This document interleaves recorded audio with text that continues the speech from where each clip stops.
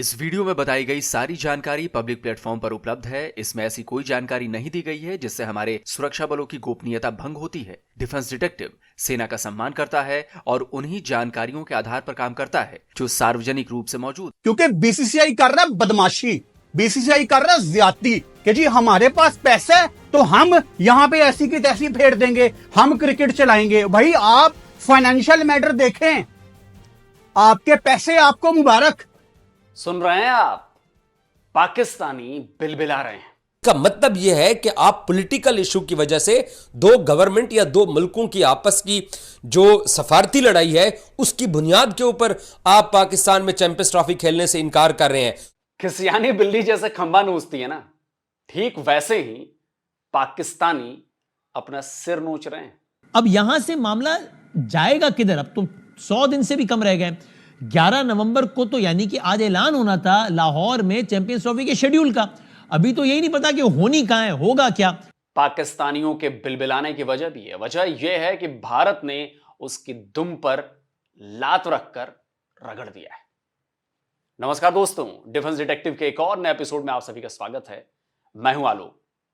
दोस्तों, बीसीसीआई के पाकिस्तान में चैंपियंस ट्रॉफी खेलने से इनकार के बाद पाकिस्तान में खलबली मची हुई है। पाकिस्तानी नेता, पाकिस्तानी मीडिया से लेकर आम पाकिस्तानी तक सब जो हैं वो भारत के खिलाफ आग उगल रहे हैं। कह रहे हैं कि पाकिस्तान में आतंकवाद और आतंकवादी हमले का कोई खतरा नहीं है, सिक्योरिटी का कोई कंसर्न नहीं है, प्रूफ कीजिए सिक्योरिटी का कंसर्न। और भारत पाकिस्तान नहीं आने के लिए बहाने बना रहा है जी। पाकिस्तान क्रिकेट बोर्ड ने भी इसे लेकर आईसीसी को लेटर लिख दिया है। अब इस पर बीसीसीआई क्या जवाब देता है ये तो वो जाने, लेकिन आज मैं इस वीडियो में ये साबित करूंगा कि पाकिस्तान में चैंपियंस ट्रॉफी खेलना यानी आतंकवादी हमले को दावत देने जैसा है। और ये जो पाकिस्तानी यूट्यूबर्स कह रहे हैं कि प्रूफ करो कि सिक्योरिटी थ्रेट है, मैं आज प्रूफ करूंगा। भारत की तरफ से मैं ये केस लड़ूंगा।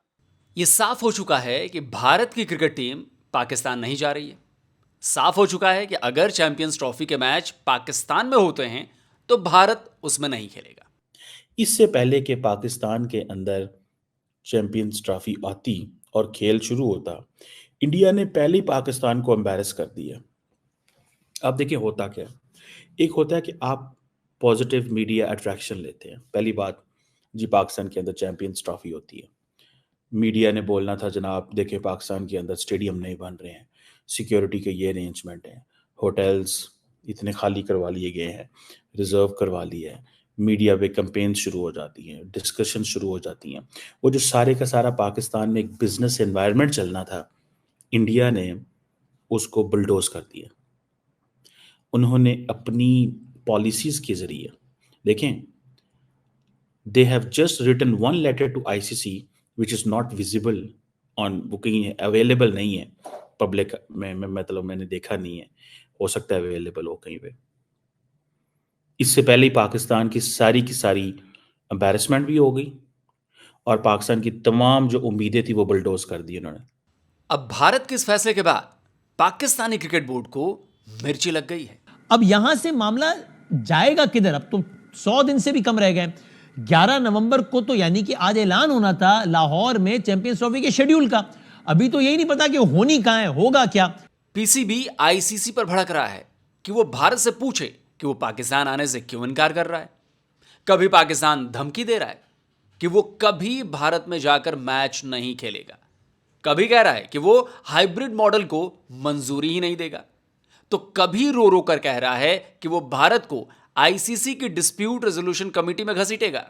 पाकिस्तान सवाल कर रहा है कि भारत को अपनी टीम पाकिस्तान भेजने में क्या परेशानी है, किस बात का डर है। पाकिस्तान की मीडिया और सोशल मीडिया पर भारत को गालियां दी जा रही। अब जरा इन सब का मैं हिसाब करता हूं। यू न्यू कि इंडिया यही करेगा और नहीं आएगा, ऑल्दो हम होपफुल थे शायद कि हम जा रहे हैं तो things might change as well. How did you know? देखिए, इनकी फितरत की बात है ना, हम तो कब से उनको देख रहे हैं। पाकिस्तान में जो भी टीम आती है उसको हेड ऑफ स्टेट लेवल की सिक्योरिटी दी जाती है, यानी मतलब स्टेट गेस्ट होते हैं, सरबराह मुमलिकत के बराबर सिक्योरिटी दी जाती है, जिसमें कहीं भी कोई ऊंच नीची गुंजाइश नहीं होती। तमाम टीमें यहाँ पर खेल कर गई है, किसी और टीम को एतराज नहीं है पाकिस्तान की सिक्योरिटी पे।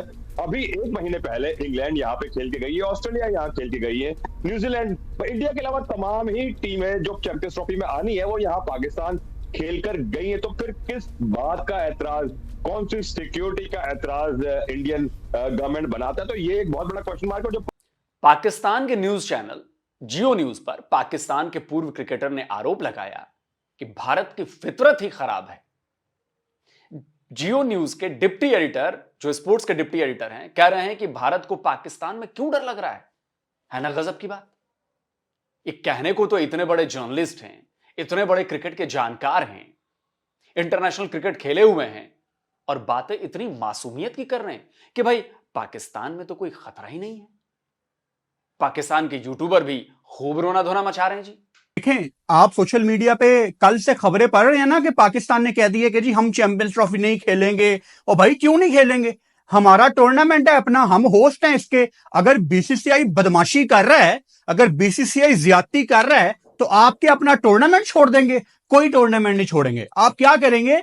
आप इंडिया का मैच फोरफीट करेंगे। अब जो नए बच्चे हैं जिनको फोरफीट का नहीं पता, फोरफीट का मतलब यह है कि आप टूर्नामेंट तो खेलेंगे लेकिन आप इंडिया के अगेंस्ट खेलने से इनकार कर देंगे। और ये आप कोई लॉ से बाहर रह के नहीं कर रहे। मैं आपको याद करवा देता हूं, 1996 का वर्ल्ड कप जो कि श्रीलंका जीता था, उस वर्ल्ड कप में ऑस्ट्रेलिया ने सिक्योरिटी रीजंस की वजह से श्रीलंका जाने से इनकार कर दिया था कि जी श्रीलंका में फड्डे हो रहे हैं, हमने श्रीलंका नहीं जाना, हम मैच फोरफीट करते हैं। उसका नुकसान ऑस्ट्रेलिया को क्या हुआ कि उस मैच के जो 2 पॉइंट हैं वो श्रीलंका को मिल गए। फिर 2003 के वर्ल्ड कप में भी न्यूजीलैंड ने इनकार कर दिया था कि हमने कीनिया नहीं जाना सिक्योरिटी रीजंस की वजह से। उस मैच के भी 2 पॉइंट, 4 पॉइंट बल्कि तब होते थे, उस मैच के 4 पॉइंट कीनिया को मिल गए। फिर उसी वर्ल्ड कप में इंग्लैंड ने भी जिम्बाब्वे जाने से मना कर दिया था सिक्योरिटी रीजंस की वजह से। इंग्लैंड के उस टाइम के पीएम ने कह दिया था कि आप लोगों ने नहीं जाना जिम्बाब्वे,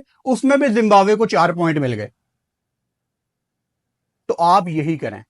आपने अगर खड़े होके ये कह दिया ना कि हमने इंडिया के साथ नहीं खेलना, हमें कोई परवाह नहीं है कि हम अगर टूर्नामेंट से अर्ली ऑन बाहर हो जाएं चैंपियंस ट्रॉफी से, कोई बात नहीं। अगर आप वर्ल्ड कप आईसीसी का टूर्नामेंट बाइकआउट करोगे तो आपके ऊपर सैंक्शंस लगती हैं, और सैंक्शंस जो लगती हैं उसमें आपको उसके नुकसानात उसी को उठाने पड़ते हैं, प्रूव उसी को करना पड़ता है जो इनकार करता है। यह सितंबर में हमारे पड़ोसियों का मौकिफ था, और आज ये हमें कह रहे हैं कि इंडिया के पाकिस्तान के अंदर इंडियन क्रिकेट टीम को सिक्योरिटी का मसला है। कोई सिक्योरिटी का मसला नहीं है, यह आपका पॉलिटिकल मसला है। और अब तो ये बातें आहिस्ता आहिस्ता खुल के सामने आती जा रही हैं। देखें, ये बहुत सारे लोगों की ये ख्वाहिश थी कि चैंपियंस ट्रॉफी का पूरा टूर्नामेंट पाकिस्तान से बाहर चला जाएगा। थ्रेट इंडिया प्रूव करे, इंडिया बताए कि उसकी टीम को पाकिस्तान के किस शहर में किस तरह का क्या थ्रेट है। बहुत दर्द है भाई, बहुत दर्द। पूरा पाकिस्तान इस वक्त दर्द में डूबा है। भारत के क्रिकेट टीम के पाकिस्तान जाने से इनकार करने के बाद ऐसा लग रहा है कि पाकिस्तान और पाकिस्तानियों को सदमा लग गया है। खैर, मैं तो बात कर रहा हूं पाकिस्तान के मेन स्ट्रीम मीडिया और सोशल मीडिया के जर्नलिस्ट के सवालों की, उनके आरोपों की, जो ये कह रहे हैं कि पाकिस्तान में कोई सिक्योरिटी थ्रेट नहीं है। इसका जवाब मैं दूंगा, लेकिन उससे पहले आपको एक पाकिस्तानी राइटर का बयान सुनवाता हूं। वसीम अल्ताफ पाकिस्तानी राइटर हैं, सोशल एक्टिविस्ट हैं। पाकिस्तानी जर्नलिस्ट आरजू काजमी ने अपने चैनल पर एक शो के दौरान वसीम अल्ताफ से यही सवाल किया कि पाकिस्तान भारत के सिक्योरिटी से जुड़े कंसर्न्स दूर क्यों नहीं कर देता। सुनिए क्या कहा अल्ताफ ने। यहाँ पे बहुत से ऐसे ताकतवर हलके मौजूद हैं जो कि ये शिकायत दूर नहीं करना चाहते। ये मसला जो है ये बड़े अरसे से पाकिस्तान में मौजूद है। यानी आप देखिए कि एक लंबा अरसा हम FATF की ग्रे लिस्ट में भी रहे और बहुत हमारे ऊपर प्रेशर था कि हम जो दहशतगर्द तंजीमें हैं उनके खिलाफ एक्शन लें। तो एक्शन इस हद तक लिया गया कि अब उनकी विजिबिलिटी नहीं है, अब वो उस तरह से एक्टिव नहीं है जैसे इससे पहले थी वो। यानी उनके बाकायदा तौर पे ऐसे समझ लें कि अड्डे मौजूद थे मस्जिदों में भी और मदरसों में भी, जहाँ पे वो बाकायदा तौर पे दहशतगर्द तैयार करते थे। अब वो उस तरह से विजिबिलिटी नहीं है, लेकिन वो लोग तो मौजूद हैं, वो आइडियोलॉजी भी मौजूद है, उस आइडियोलॉजी को प्रमोट भी किया जा रहा है सरकारी सतह पे, और उनको बड़े ताकतवर हलकों की एक तरह से सपोर्ट भी हासिल है। तो इस वजह से ये एक भरपूर एक्शन नहीं ले पाते। यानी मुझे नहीं पता कि वो जो हाफिज सईद था वो इस वक्त कहाँ पे है, मौलवी मसूद अजहर कहाँ पे है, क्या वो किसी जेल में है, क्या वो किसी मेस में है, क्या वो किसी सेफ हाउस में है, वो कहाँ पे है मुझे नहीं पता। मैं जानना चाहता हूँ कहाँ पे। तो बात ये है कि ये वो लोग हैं जो कि जिनको इंडिया ने दहशतगर्द करार नहीं दिया, ये तो यूनाइटेड नेशंस ने इनको दहशतगर्द करार दिया हुआ है, मसूद अजहर को, ये हाफिज सईद को, और ये बाकी जो लोग हैं सारे। तो अब बात ये है कि देखें, दहशतगर्दी वाकई एक जेन्युइन इशू है इंडिया का, और ये जो क्रिकेट टीम पाकिस्तान नहीं आ रही, इसकी बुनियादी वजह यही है। तो सुन लिया आपने, पाकिस्तानी लेखक वसीम अल्ताफ ने क्या कहा कि पाकिस्तान आतंकवादियों को पनाह देता आया है, उन्हें मदद करता आया है, और सुरक्षा को लेकर भारत की जो चिंता है वो बिल्कुल जायज है। अब जरा मैं पाकिस्तान में हुए उन आतंकी हमलों के बारे में बताता हूं जिन्हें ये पाकिस्तानी जो हैं ये भूलने का नाटक कर रहे हैं।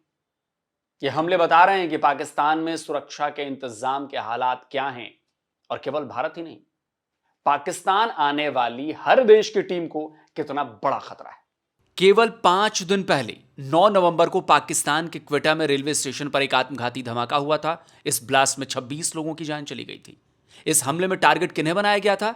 पाकिस्तानी सिक्योरिटी पर्सनल्स को, जो ट्रेन पकड़ने के लिए स्टेशन आए हुए थे। मरने वाले 26 लोगों में से 16 सुरक्षा बलों के जवान थे। अब जब सुरक्षा बल के जवान ही सुरक्षित नहीं हैं, तो वो दूसरों की सुरक्षा कैसे कर पाएंगे?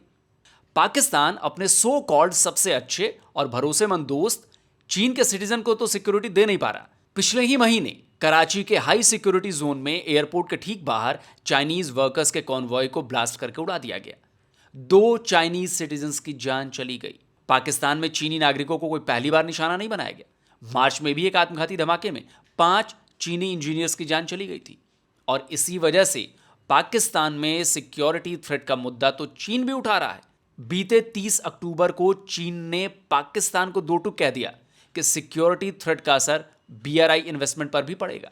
7 नवंबर को पाकिस्तान के खैबर पख्तूनख्वा में हुए एक आतंकी हमले में 4 फौजियों और 2 स्कूली बच्चों की जान चली गई थी। ऐसे 1-2 नहीं, 50 आतंकी हमलों की लिस्ट बनाकर आपके सामने रख सकता हूं। शायद ही ऐसा कोई महीना बीतता होगा जब पाकिस्तान में कोई ना कोई आतंकी हमला ना हुआ हो। इन सब के बावजूद पाकिस्तानी सरकार और PCB या फिर पाकिस्तानी जर्नलिस्ट अगर ये कहते हैं कि पाकिस्तान में सिक्योरिटी थ्रेट नहीं है, तो दुनिया उन पर हंसेगी नहीं तो और क्या करेगी, क्योंकि ये बेवकूफों वाली बात है। और सिर्फ यही नहीं, क्या पाकिस्तान में कभी दूसरे देशों से आई क्रिकेट टीम पर हमला नहीं हुआ है? ये तस्वीर देख रहे हैं आप, ये 1989 की तस्वीर है, 1989 की। भारतीय टीम पाकिस्तान के दौरे पर थी। मैच के दौरान एक पाकिस्तानी ने भारत के कप्तान के श्रीकांत पर हमला कर दिया था। उसी मैच के दौरान पाकिस्तानियों ने भारतीय खिलाड़ियों पर पत्थर फेंकने शुरू कर दिए थे और इसकी वजह से बहुत देर तक खेल रुका रहा था। 1989 के इसी मैच के दौरान हमारे भारत के खिलाड़ी थे मोहम्मद अजहरुद्दीन, उन पर मेटल हुक से हमला किया गया था। 1997 में भी भारतीय टीम के खिलाड़ियों को पत्थर मारे गए थे। भारतीय ऑलराउंडर इरफान पठान को कील मारी गई थी, जो उनकी आंख के ठीक नीचे आकर लगी थी। तो भारतीय खिलाड़ियों पर ऐसे हमले तो पाकिस्तान में कई बार होते रहे, लेकिन उन हमलों को कौन भूल सकता है जो श्रीलंका के खिलाड़ियों पर हुआ था, या फिर वो हमला जो न्यूजीलैंड टीम के दौरे के दौरान हुआ था। 7 मई 2002 को कराची के होटल पर्ल कॉन्टिनेंटल के ठीक बाहर जबरदस्त बम ब्लास्ट हुआ था। इसमें 11 फ्रांसीसी नागरिकों की जान चली गई थी। लेकिन इस ब्लास्ट का भी कनेक्शन क्रिकेट से था। जिस होटल के बाहर ब्लास्ट हुआ, उसी होटल में न्यूजीलैंड की क्रिकेट टीम ठहरी हुई थी। धमाके के बाद न्यूजीलैंड की टीम दौरा बीच में ही छोड़कर पाकिस्तान से जान बचाकर भाग निकली। 2009 में लाहौर में पाकिस्तानी क्रिकेट टीम की बस को घेर कर उस पर गोलियों और ग्रेनेड से हमला किया गया था। इसमें 7 लोगों की जान गई थी।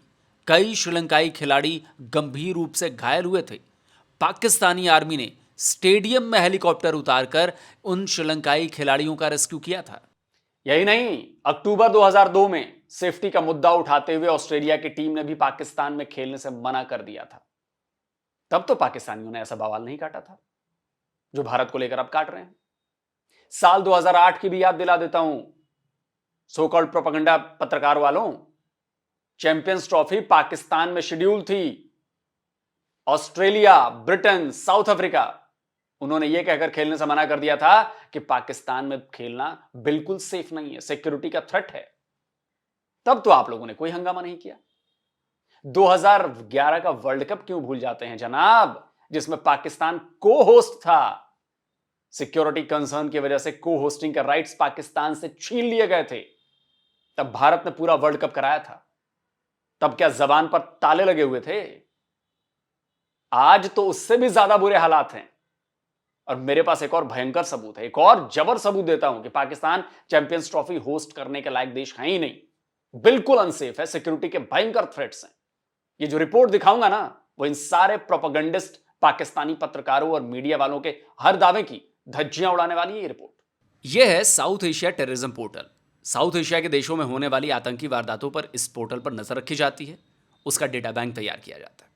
अब एसएटीपी का पाकिस्तान में हुए आतंकी हमलों का ये डेटा देखिए। वैसे तो इसमें साल 2000 से अब तक हुए आतंकी हमलों और उसमें मारे गए लोगों के आंकड़े हैं, लेकिन मैं आपको केवल पिछले 4-5 सालों के आंकड़े बताता हूं। ये डेटा देखिए, साल 2020 में 193 आतंकी वारदातें हुई। इन हमलों में कुल 506 लोग मारे गए थे। 2021 में पाकिस्तान में आतंकी वारदातों में और ज्यादा बढ़ोतरी हो गई, 193 से बढ़कर 268 तक पहुंच गई और जाहिर है मरने वालों की संख्या भी बढ़ गई और ये हो गई 664।